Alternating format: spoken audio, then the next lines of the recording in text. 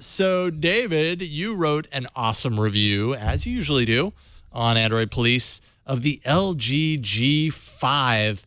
But I don't know. I'm curious to hear your thoughts from your mouth. What do you have to say about the LG G5? And before David gets into it, I feel like we've been pro the G5. I've been very curious. I've been curious. Yeah, yes. but yeah. So, all right. So, David, take it away. Yeah, I mean, when I came away from the G5, I was I realized that my opinion would not necessarily be the popular one, and I just for what LG's asking in terms of price, for the level of quality on the hardware that they're offering, and essentially the narrative that they're trying to push with this phone, which is the peripheral and to a limited degree modularity aspect. The phone just came up short for me in most ways. And then I looked at what Samsung managed to do with the S7 and S7 Edge, and I said, well, is there really any compelling reason to buy this phone instead?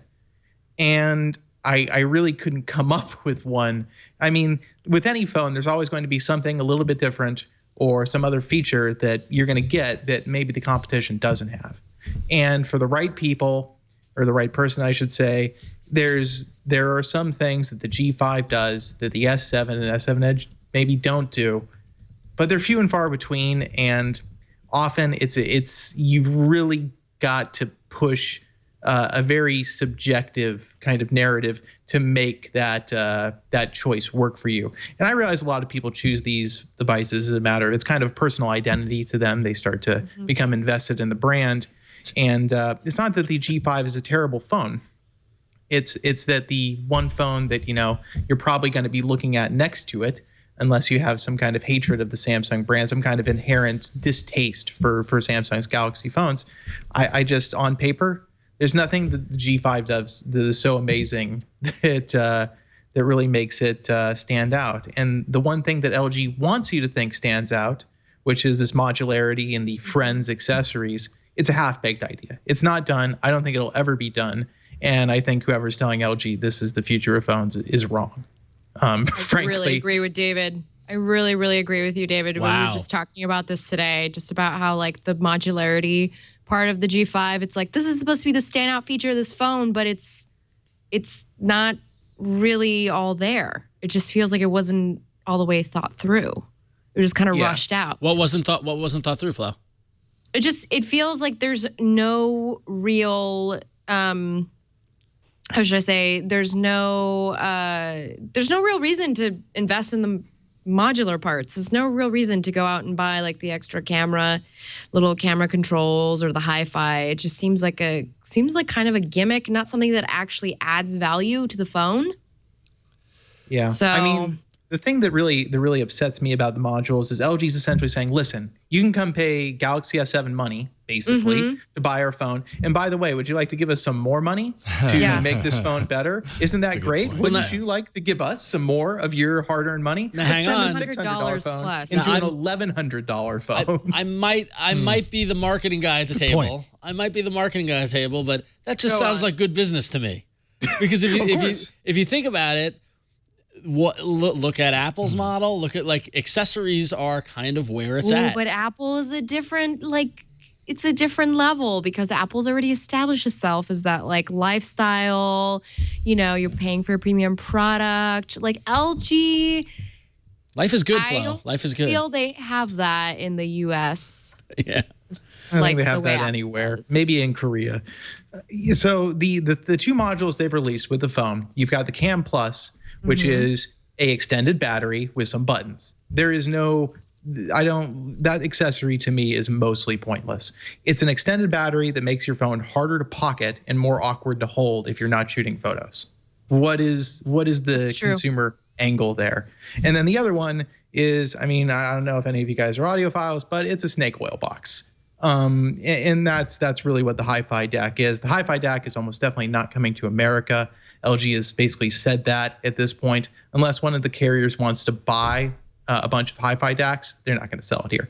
And it doesn't even work, the one that they gave us with the US review units, because it's not FCC certified. Yep. So Yeah, so they have no confidence in that product in America. They only have it because B&O is a brand in Europe. You can find B&O stores in Europe, and so there's that recognition there. And the DAC itself, it's just doing some DSP as far as I can tell. It's not transparent at all. It's shaping the sound, which is, if you're into audio at all, that's kind of the opposite of what you want a product like that to do.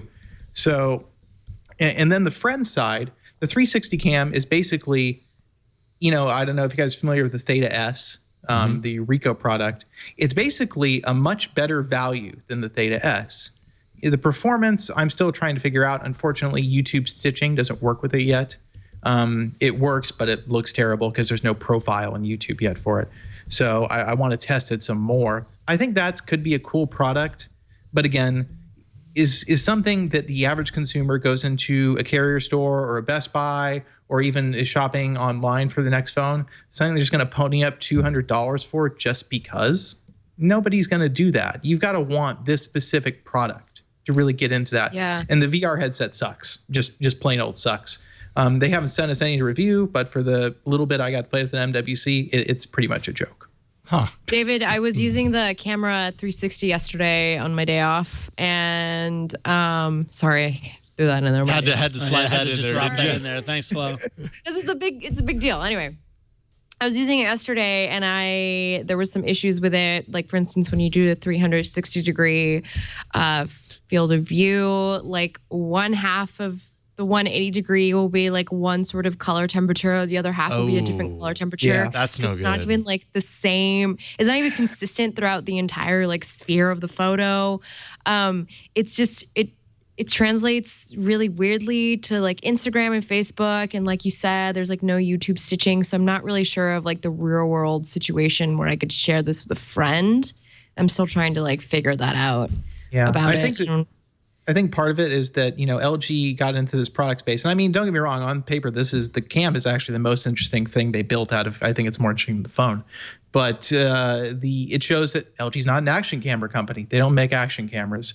And that exposure thing is something I noticed as well with the video too. And it just shows, well, LG is not familiar with this and they're still learning. So do you want to learn with LG? Is that, what you want to buy into? Right. And LG learning is good. Sell. Yeah, learning is good. So, and the one thing about the phone itself that I really did find novel was the wide angle camera. I felt that LG did bring something that nobody else has. And I think regular consumers, once you show them what the wide angle camera does, like, oh, that's actually pretty neat. You can get cool group shots. You can get, just perspectives that you wouldn't get with a normal camera. So I was genuinely impressed by that part of the phone. But other problems, fit and finish on the phone is subpar, especially compared to Samsung. That really screamed out to me when I was reading through your review and seeing the pictures of how the thing connects in there, and you see the little gap. That would drive me bonkers. The London look. Yeah. London look. Yeah, some people don't have it on theirs, or they claim, but it's there on a good number of them. And then the other issue is so on the back where the chin meets, also the seam can be uneven, and so it'll look thinner at one end, and then the light bleed on the display, which is on both the ones I use. Yes, we have that too. Oh, wow. And then you've got another thing. So here's another thing that'll drive you nuts. If you look at the headphone jack on the phone, the chamfered polished aluminum band that goes around the top, the polished portion stops around the headphone jack because the headphone jack would cause, basically, it would form a connection. So they've had to remove the metallic portion of the phone around the jack, so it doesn't cause interference or feedback. It's just the stuff that screams this phone was rushed through design QA. I think they really, really did not take the time they should have overall in designing it. Also just looks weird in my opinion, but that's really subjective. So I thought it looked okay, but I agree with you about the rushing thing. It does feel really rushed out. So it sounds like what you're saying is not a worthy predecessor, even though LG is kind of doing new things, which, we're kind of... I like the new things. I like to encourage new ideas and stuff like that. What I'm very curious about is what this says for just modular phones in general. Yep. Project Ara, Google's, attempt, although we have yet to really see it in any tangible way other than a few, things here and there, drips and drabs. But Google has said in the past that they have pretty high hopes on the kind of broad appeal of something like modular phones, and that Aura would be priced accordingly for the masses. Does this kind of spell, potential doom for modular phones? Do people really want modular phones? Is it worth it? I don't think it's gonna take off in the U.S. Quite frankly, I think it's more of like an emerging market sort of thing, like where you would share a smartphone, like among your neighbors, or you would share a smartphone among your family. And I bring this up because I actually talked to somebody at the first Project Aura Dev Conference who told me of this exact scenario with his family in India. Like they literally share a phone, some of his cousins, and they just swap SIM cards. And so I could see it being used like that overseas, but like over here, I think it's just way too novel. Like the idea of just swapping in and out. I don't know. Yeah, we'll and see. This is definitely kind of a weird implementation just because of how rushed out the G5 feels and how like half baked it feels. I think if it were a little more thought through, it would maybe be a little more successful. I like that they're trying to sell people on the idea of like, we'll throw in a free battery and a charging pack so you can like always have a charge. Like that's kind of a good way to get people to think about like, oh, okay, this is what modularity is. But I just don't know if that's.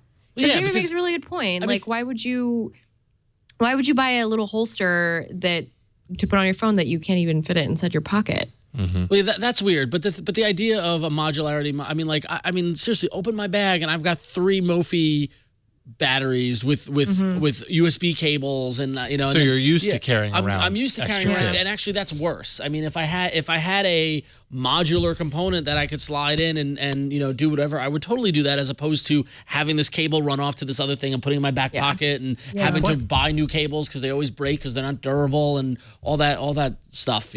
So I think it's in the right direction, and I think that the modularity, like and the thing is, I recognize I'm prone to hyperbole and I'm also prone to gimmicks, to get excited for gimmicks, but we talked about how we've reached a saturation point with phones, and I applaud them for trying something different. And maybe it was half baked, or maybe it was rushed for whatever reason. But maybe the next rev will be tighter and will be better, and will introduce more modularity as opposed to just dismissing it completely. It's very true.